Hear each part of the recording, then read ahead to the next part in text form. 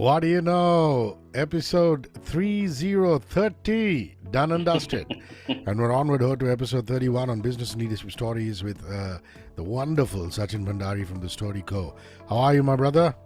Very, very good, Rishi. 30 weeks and still going strong. If you would have told me that we are going to do 30 episodes when I walked into your studio and we had that little chat of ours, I wouldn't have believed you. But Well, things yes, to happen. hundreds and hundreds of more. But like you say, I'm going to dive straight into the story. Business and Right. leadership stories is about stories which give you lessons, marketing, communication lessons. What is it about you and divers, campers, bikers? I think it's your former life as the eccentric Sachin traveling around the world. You have an affinity towards them and you want to share their stories today.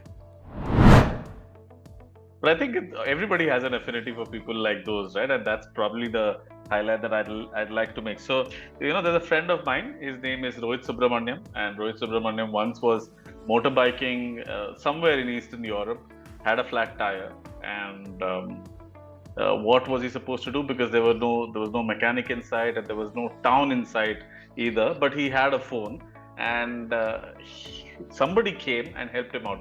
A pretty girl, the Eastern European girl who came and helped him out, took him on her bike back to her home and town and got a mechanic and all of those things. So basically, he got a knight, or rather a knightess in shining armor because of Tinder. So he actually swiped that girl on Tinder and told her, "Hey, you know what? I'm stranded in the middle of nowhere. Can you come down and help me?" So that's Rohit's story, and all of these people, these eccentric people, are you also find them in corporate boardrooms. So another guy that I know is Lalit Bhise. He is the leader, the guy who founded and is the CEO of a company called Bizome, which is a retail intelligence company. Now he is the leader of the company on weekdays, Rishi, but on weekends, he is cycling, he's going on adventures and camping trips. Not just alone, he takes his wife and his kids along. Last time I met him at a place called Campers Creek, which is a campsite about 80 kilometers from Bangalore. And he had taken that lung bursting 80 kilometers ride along with his son and teenage daughter. And that was pretty fascinating too. Another person that I know of who's equally eccentric is Rachna Chandiramani. Rachna runs a company called Thrivers and also Otis Consultants.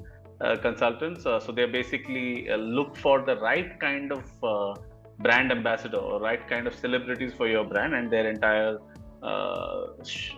promise is that if celebrities can have agents, why can't brands have them too, so that you get a win-win deal with the celebrity. But more than the stars in the Bollywood or elsewhere, Rachna's heart actually yearns to be in the yearns to be in the middle of the ocean, or rather under the ocean, because she is a passionate scuba diver, and every time that she gets a chance, she actually goes on a diving trip. And because of her, I was inspired to go and try diving for the first time in Thailand. I can't say that I was graceful enough. I actually panicked, and but anyway, I've gotten started on with diving. So let's see how that goes.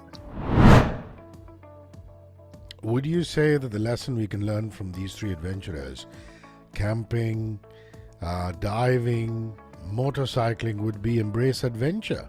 Wouldn't that be it? That is true. And, in my work as a communications coach, who's helping founders and leaders in high stake communication events or even to become more inspired, one thing I've realized is that people who already have a quest for adventure, who go out and do things beyond their workplace and their career or their jobs or the company that they are building, tend to be a lot more interesting. And when you are interesting, people are gravitated towards you. They want to know more, they want to have a better conversation. They want to have a conversation with you, and conversations lead to some kind of outcomes, and that's how you end up having the right kind of people on your team, or customers buy from you.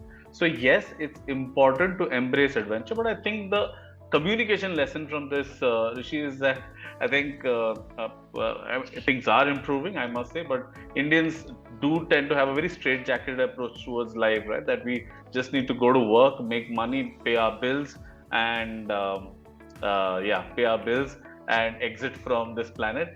But there's more to life than that, and we need to be able to find out what is that hobby which is going to make us an interesting person, firstly to ourselves and then to others. So what I tell my coaches or mentees is that, hey, you know what, it doesn't really matter if you're not interested in scuba diving or motorcycling or even cycling for that matter.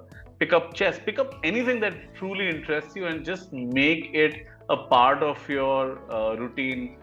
Pursue your hobby, because everybody wants to know more about you besides or beyond your work life, and that is what is going to make you an interesting person. So that's my communication tip. Follow your hobbies, don't let them die only because you're working.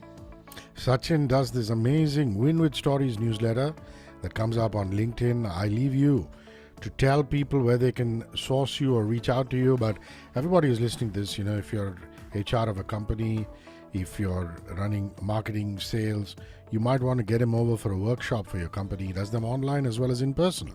And these tips could really be valuable to the entire company and aid in profitability. Where can one reach you, Sachin? Hrishi, it's simple. Go and look for Sachin Bhandary on LinkedIn. Sachin is easy. Bhandary is Bhandary.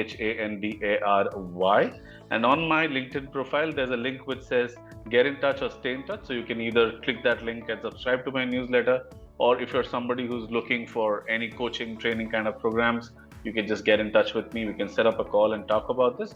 Also, apart from doing work with teams and organizations, I've started working a lot with individual leaders and founders, helping them deliver better speeches, presentations, or just improving their communication skills so that they are able to negotiate, inspire, connect, and explain better with whichever audience that they are dealing with. So that's going really well. So I'm also open to those kind of assignments and inquiries. Fascinating. Till next week then. Bye-bye.